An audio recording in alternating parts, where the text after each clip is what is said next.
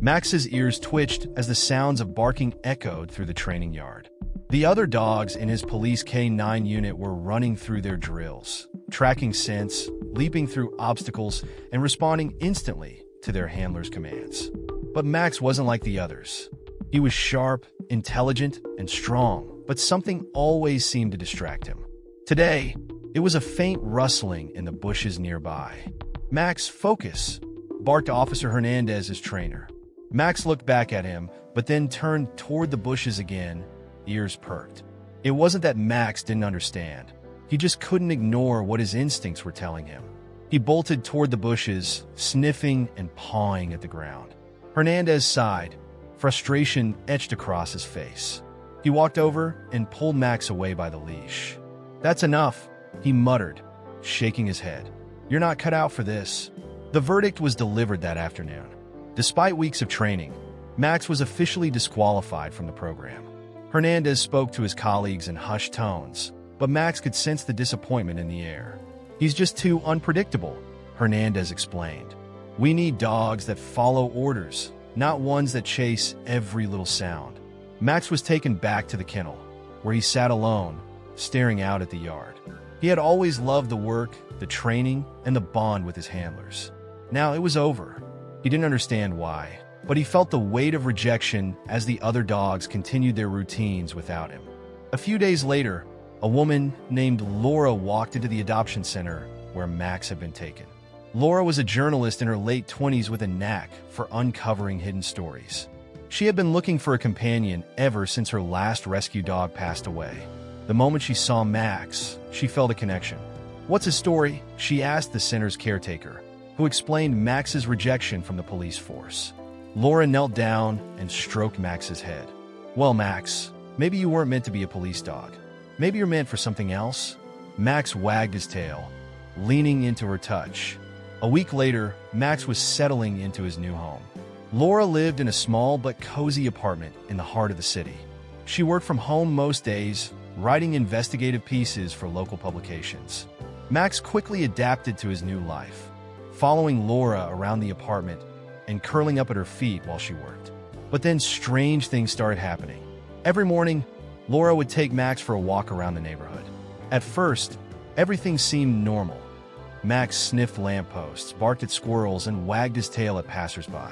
But one day, as they passed an old, boarded-up apartment building on the edge of town, Max froze. "Come on, Max," Laura said, tugging gently on the leash. But Max didn't move. His ears were up, and his eyes were locked on the building. He whined softly and started pulling toward it. Laura frowned. The building was an eyesore, its windows shattered and its walls covered in graffiti. Rumor had it the place had been abandoned for years after a fire destroyed part of it. Some locals said it was haunted. Laura had never given it much thought, but Max's behavior was odd. "Max, no," she said firmly. Reluctantly, he followed her home, though he kept looking back at the building. The next day, the same thing happened. As soon as they reached the building, Max stopped. This time, he pulled harder, straining against the leash. Laura sighed, her curiosity piqued. "What is it about this place?" she murmured. That evening, after returning from their walk, Laura noticed that Max seemed restless. He paced back and forth, occasionally stopping to stare at the door. It was as if he was waiting for something. The next morning, Laura woke up to find Max gone. Panic set in as she searched the apartment, calling his name. When she couldn't find him, she grabbed her coat and rushed outside. A neighbor mentioned seeing a dog running toward the abandoned building. Laura followed the neighbor's directions, her heart pounding. When she reached the building, there he was, Max, sitting on the cracked pavement in front of the entrance, staring up at the decaying facade as if he were waiting for it to open. "Max," she called, relief washing over her. He turned and barked, his tail wagging, but he didn't come to her. Instead, he ran to the building's side, where a section of the chain-link fence had been pulled away, creating a small gap. Max slipped through effortlessly. "Max, no! Come back!" Laura shouted, but Max was already inside. Hesitating for only a moment, Laura climbed through the gap, ignoring the sharp edges of the metal that snagged her jacket. Inside the fence, the building loomed even larger. Its walls were blackened from fire, and broken glass crunched underfoot. Max had disappeared through an open doorway. "Max!" Laura called, her voice echoing in the empty space. She stepped cautiously into the building, her flashlight cutting through the darkness. Dust swirled in the beam, and the air smelled of mildew and something metallic. She heard a soft whine and followed the sound up a staircase. The steps creaked under her weight, and every noise made her jump. At the top of the stairs, she found Max sitting in front of a door labeled 3B. His tail wagged as he looked at her, then back at the door. "What's in there?" she whispered, her hand trembling as she reached for the doorknob. The door opened with a low groan, revealing a room frozen in time. The walls were scorched, but the furniture remained intact, coated in a thick layer of dust. A faint smell of smoke lingered in the air. Max walked into the room, his nose to the floor, sniffing intently. He stopped in a corner and began scratching at the floorboards. Laura knelt beside him, brushing away debris. Her fingers found a loose plank, and she pried it up. Beneath it was a small metal box, its surface tarnished with age. She opened it cautiously and found old photographs, blueprints, and a leather-bound journal. As she flipped through the journal, her breath caught. The entries spoke of something extraordinary, something dangerous. Max barked softly, as if urging her to keep reading. "What did you find, boy?" Laura murmured, the weight of the mystery settling over her. For the first time, she realized Max's obsession with this place wasn't random. He had been drawn here for a reason. Laura couldn't get the apartment out of her mind. After she returned home with Max that night, she sat at her desk with a metal box in front of her, carefully unpacking its contents. The photographs were faded, black and white images of people she didn't recognize. One was of a man standing in front of the same apartment building, smiling faintly, with a small plaque behind him that read Victor Renner, 1958. Victor Renner. The name didn't ring a bell, but it must have been important. Another photo showed what looked like a group of scientists in lab coats, standing around a glowing object in a glass case. The same man, Victor Renner, stood at the center, holding a notebook and smiling broadly. Laura turned to the journal. The leather cover was cracked and worn, its pages yellowed with age. The handwriting was neat, the lines filled with complex sketches, equations, and occasional scrawled notes in the margins. Most of the technical details went over her head, but the tone of the entries shifted as she read further. At first, the notes were optimistic and focused, describing breakthroughs in energy containment and self-sustaining power sources. But then the entries grew darker. June 15th, 1960. The committee is demanding results faster than I can safely deliver them. They don't understand the risks. If this goes wrong, it won't just destroy the project. It could destroy the people using it. July 3rd, 1960. I've started hiding my progress. It's too dangerous to let them take control. The core is more powerful than anyone imagined, and in the wrong hands, I can't let that happen. August 10th, 1960. They're watching me. I hear them at night, outside the apartment. I've moved the core to a safe location. If anything happens to me, it will stay hidden. Whoever finds this journal, please, you must protect it. Laura shivered. The last entry was dated 2 days before a fire had reportedly gutted part of the building. She had read about the incident in passing, a tragic accident, the news had said. No survivors, no further investigation. But was it really an accident? She couldn't sleep that night, her mind buzzing with possibilities. What was this core Renner had written about? Why had he hidden it? And who was he so afraid of? And why was Max, of all dogs, so drawn to the apartment? The next day, Laura decided to dig deeper. She started with the local archives, searching for any mention of Victor Renner. At first, she found nothing. It was as if the man had been erased from history. But after hours of digging, she uncovered a brief article in an old newspaper. The headline read, "Brilliant Physicist Dies in Apartment Fire." The article described Renner as a pioneering scientist in the field of energy research. It mentioned his controversial work with a private think tank and hinted at tensions with his colleagues. No details about the fire were provided, but one line caught Laura's eye. Authorities have ruled the incident an accident, though rumors of foul play persist. Rumors of foul play. It wasn't much, but it was enough to fuel Laura's determination. She returned home and began asking around the neighborhood. Most people knew little about the apartment building, brushing it off as a spooky old ruin. But an elderly woman named Mrs. Klein, who had lived in the area for decades, remembered more. "Renner?" Mrs. Klein said, her brow furrowing. "Oh yes, I remember him. Quiet man, kept to himself. I think he worked for some government agency, something secret. After the fire, people said they saw strange men coming and going from the building, but no one ever explained why." "What kind of men?" Laura asked, leaning forward. "Government types," Mrs. Klein whispered. "Suits, sunglasses, always in pairs. Like something out of a spy movie.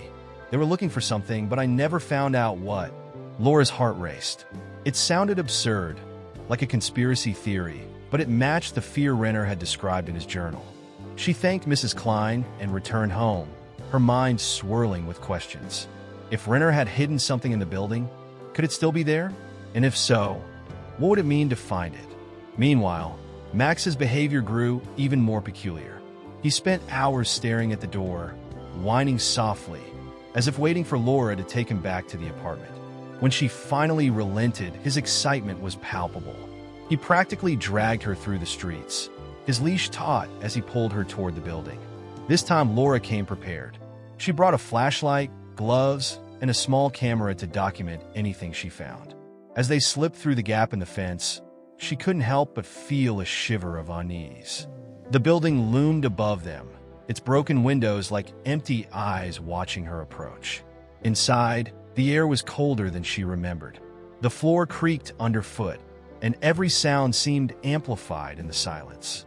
Max led her back to apartment 3B, his tail wagging with purpose. The room looked the same as before, but Laura noticed small details she hadn't seen during her first visit. Scratches on the walls, marks on the floor that suggested something heavy had been moved. She began searching systematically, checking every corner of the room. Max sniffed along the baseboards, his nose twitching furiously. Finally, he stopped near the fireplace, pawing at the floor. Laura knelt beside him, running her hands along the edges of the bricks. One of them felt loose. With some effort, she pried it free, revealing a hollow space behind it. Inside was a small key, its surface tarnished with age. Attached to it was a tag that read basement. The basement. Laura's pulse quickened. She had passed the entrance to the basement on her first visit, but hadn't explored it. Now, she had a reason to. With Max leading the way, she descended into the dark, damp underbelly of the building. The staircase was narrow, the air thick with mildew. At the bottom, she found a heavy metal door with a rusted lock. The key fit perfectly. When the door creaked open, Laura gasped. The room beyond was unlike anything she had expected. It was a laboratory, its walls lined with shelves of old equipment and dusty files. In the center of the room was a large glass case, empty except for a faint glow on the floor beneath it, the only trace of what had once been there. Max barked, breaking the silence, and Laura turned to see something glinting on a nearby table. It was a flash drive, sleek and modern, out of place in the otherwise vintage lab. She picked it up, her mind racing. What had Renner hidden here, and who else might be looking for it? Laura stared at the flash drive, its modern design a stark contrast to the decayed remnants of the lab. Dust clung to every surface and cobwebs hung in thick clusters, but the drive itself was pristine, as though someone had placed it there recently. Her mind buzzed with questions. Had someone been here before her? Or had Victor Renner prepared for this possibility long before his death? Max barked again, startling her. He stood by a filing cabinet, his nose pressed against the bottom drawer. Laura pocketed the flash drive and moved toward him, tugging at the handle. The drawer groaned open, revealing a collection of files labeled with dates and cryptic terms like containment protocol and singularity calibration. She flipped through the papers, her eyes scanning technical diagrams and equations she couldn't hope to understand. One page, however, caught her attention. It was a handwritten note in Renner's neat script. If you are reading this, you must act quickly. The core is hidden where the light bends, but does not break. Do not let them find it. Her breath caught. Where the light bends, but does not break. It sounded like a riddle, one she didn't have time to solve. She folded the note carefully and slipped it in her pocket. Max growled low, his hackles rising, and Laura froze. The sound of footsteps echoed from above. Her stomach twisted as she realized they weren't alone. Whoever was up there wasn't trying to be stealthy. Heavy boots thudded against the floorboards, accompanied by the faint hum of voices. Laura's heart raced as she turned off her flashlight, plunging the room into darkness. Max pressed close to her side, his growl soft but steady. The voices grew louder. "Search every room," one of them ordered, his voice clipped and authoritative. "We need confirmation." Laura swallowed hard. These weren't local thrill seekers or vandals. They sounded organized, professional. Whoever they were looking for something, probably the same thing she had just found. She crouched low, scanning the room for an escape route. The lab had only one door, and the footsteps were descending the stairs. Panic surged through her veins as she spotted a small vent in the corner. It looked just big enough for her to squeeze through. "Come on, Max," she whispered, crawling toward it. The vent cover was secured with screws, but years of rust made it brittle. She used her multi-tool to pry it loose, the metal groaning softly. Max slipped in first, his body wriggling through the narrow space. Laura followed, her palms slick with sweat as she pushed herself into the vent and replaced the cover as best she could. The vent was cramped and suffocating, the metal walls pressing against her shoulders.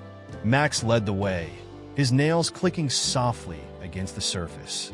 The footsteps entered the lab behind her, and she held her breath, praying they wouldn't notice the displaced vent cover. "What's this?" one of the men said. Laura heard the rustling of papers and the metallic clink of drawers being opened. "Looks like someone's already been here." "Damn it," another voice muttered. "They can't be far. Search the building." Laura's stomach twisted. These people weren't going to give up easily. She crawled forward, following Max's lead as the vent sloped upward. After what felt like an eternity, they reached an opening that led into a storage room on the ground floor. Laura climbed out first, helping Max down, and glanced around. The room was cluttered with broken furniture and rusted tools, but the door was ajar, leading back to the main hallway. She crept toward it, her heart pounding with every step. The hallway was empty, but she could hear the men's voices echoing from deeper within the building. She had to get out before they found her. Max seemed to sense her urgency. He stayed close, his movements silent and precise. Together, they slipped through the hallway and out the door they had entered earlier. The fresh air hit Laura's face like a blessing, and she didn't stop running until they were several blocks away. She ducked into a small alley, her back pressed against the cold brick wall as she tried to catch her breath. Max panted beside her, his tongue lolling out. "Good boy," she whispered, scratching behind his ears. "You saved me back there." But the danger wasn't over. Whoever those men were, they were clearly after the same thing she had found. The flash drive felt heavy in her pocket, its secrets weighing on her mind. She needed help. Back at her apartment, Laura immediately locked the door and closed the blinds. She booted up her laptop, plugged in the flash drive, and opened its files. The screen filled with folders, each labeled with dates and project names. Singularity Core, Energy Stabilization, Containment Failures. One folder stood out, Final Protocol. Laura clicked on it, and a single video file appeared. Her pulse quickened as she opened the video.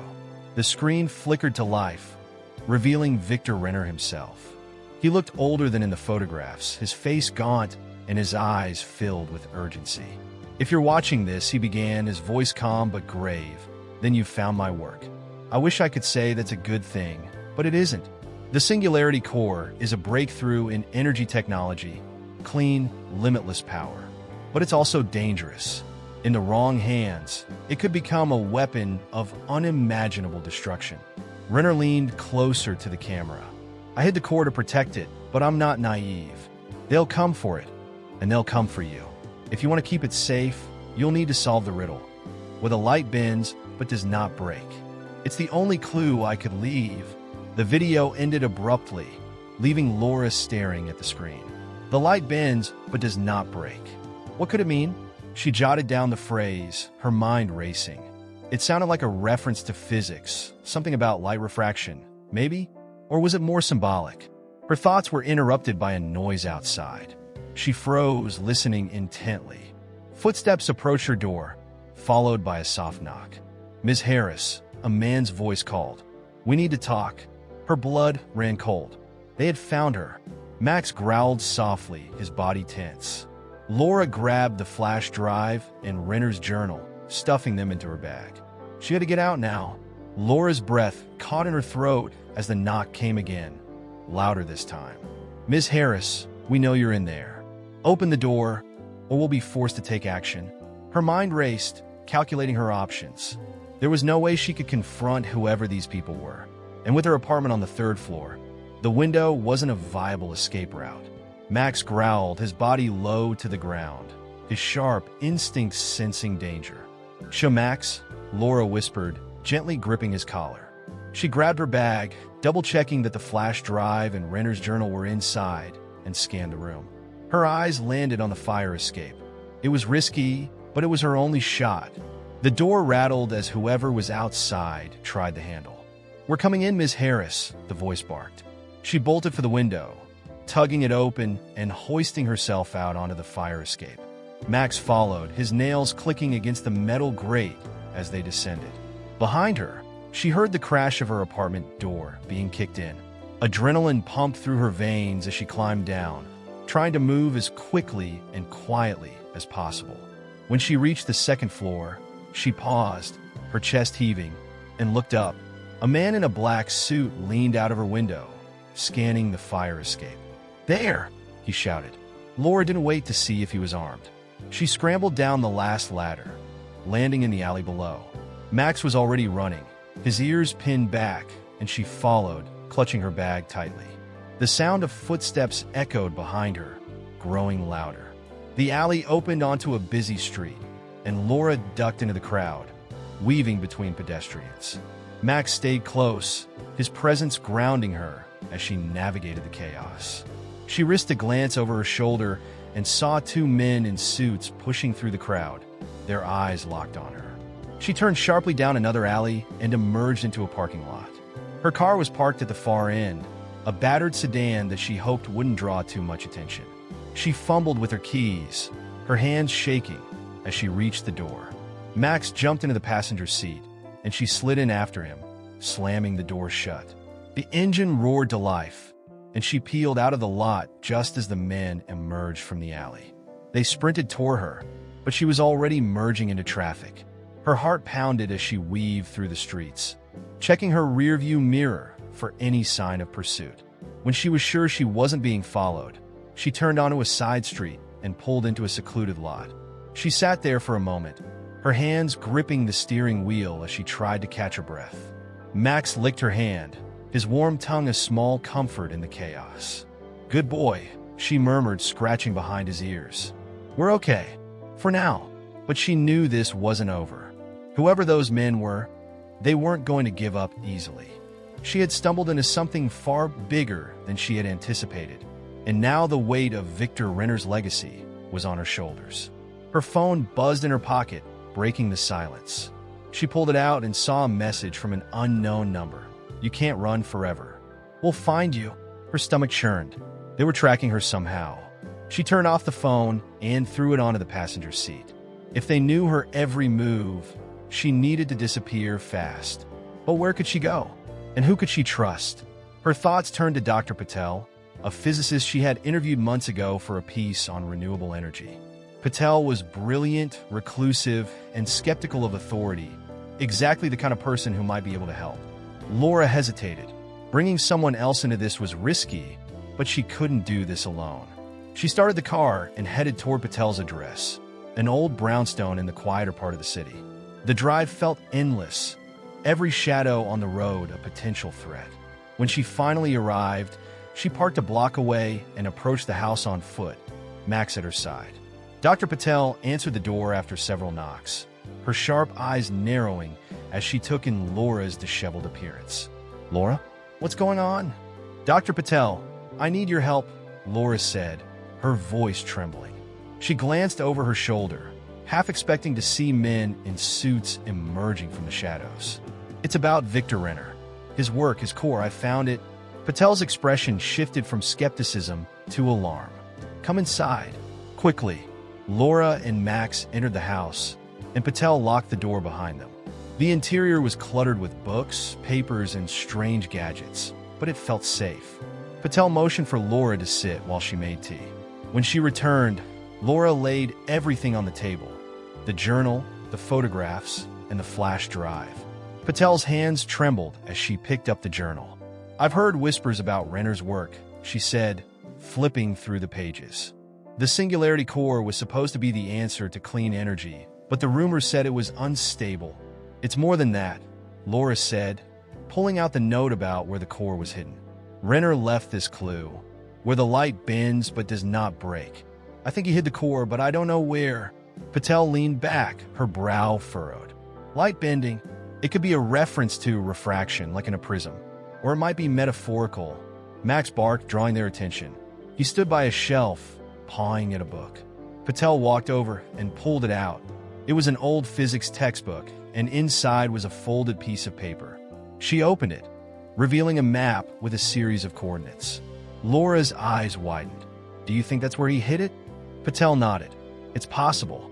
These coordinates lead to an abandoned observatory outside the city.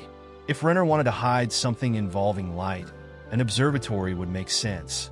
Laura felt a flicker of hope, but it was quickly extinguished by the weight of reality. If we go there, we'll be followed. They're watching me. Patel's gaze hardened.